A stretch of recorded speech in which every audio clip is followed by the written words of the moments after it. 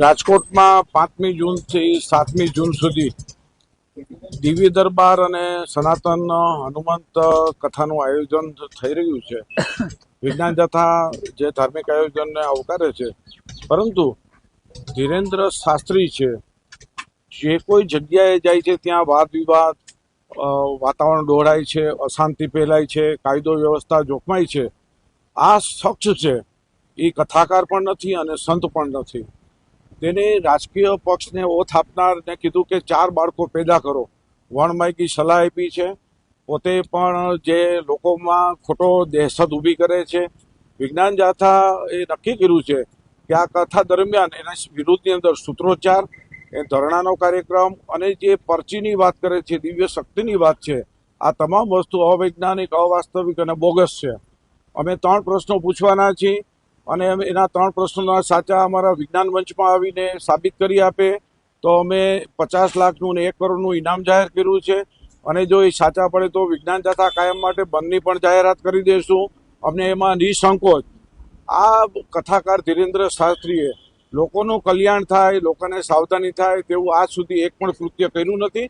લોકોમાં દહેશત ફેલાવે છે અને અશાંતિ ફેલાવવા સિવાય કોઈ કાર્યક્રમ આપ્યો નથી. આ માત્ર ને અંધશ્રદ્ધા ફેલાવવાનું ને ભ્રમ ફેલાવવાનું કામ કરે છે. દેશને બાબાઓની જરૂર નથી, દેશને વિજ્ઞાનની જરૂર છે. બાળકો છે યુનિવર્સિટી તરફ પડે એની જરૂર છે. ત્યારે આ વ્યક્તિ છે, આ શખ્સ છે, લોકોમાં દ્વિધા ઉત્પન્ન કરી અને ગુમરાહ કરી અંધશ્રદ્ધા ફેલાવે છે. એટલે વિજ્ઞાન જાથા આ શખ્સનો સદૈવ વિરોધ કરવાનું છે.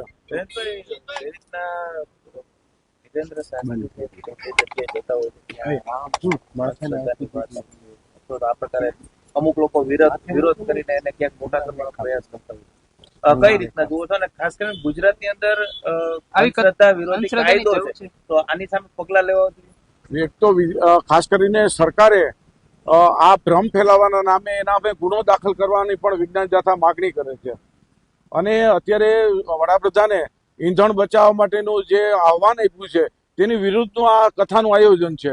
અહીંયા હજારો ને લાખો માણસો આવશે, વાહનોનો પેટ્રોલ ડીઝલનો વ્યય થશે, તો આ જવાબદારી કોની? અને આ વ્યક્તિ છે ત્યારે એરપોર્ટથી પોતે કથા સ્થળે આવશે ત્યારે હજારો વાહનો છે એ ત્યાંથી આવશે, એનો પેટ્રોલનો ડીઝલનો વ્યય થવાનો છે. ખાલી ઇલેક્ટ્રિકની વાત કરીને લોકોને મૂર્ખ બનાવવાની આયોજકો વાત કરે છે. આયોજકોને પણ ફેર વિચારણા કરવા માટે કુદરતનો આ ધીરેન્દ્ર શાસ્ત્રીને એક પણ પ્રકારનો સાથ નથી. માત્ર ને માત્ર આ વ્યક્તિ છે કોઈ પણ પ્રોજેક્ટ કામ કરે છે, લોકોના પ્રાણ પ્રશ્નો, બેરોજગારી, મોંઘવારી એને બીજે ધ્યાન દોરવા માટે આવા કથાના ગતકડા ઉભા કરી અને લોકોને ગુમરાહ કરે છે. વિજ્ઞાન જાથા અહીંયા જેવું આવશે અને જેવું ઈંધણની વિરુદ્ધનું કામ, અંધશ્રદ્ધાની કે પરચી કરવા, આવા કોઈ ચમત્કારિક વાત કરશે એટલે ઓન ધી સ્પોટ પોલીસ સ્ટેશનમાં જઈ તેના વિરુદ્ધમાં ગુનો દાખલ કરશે.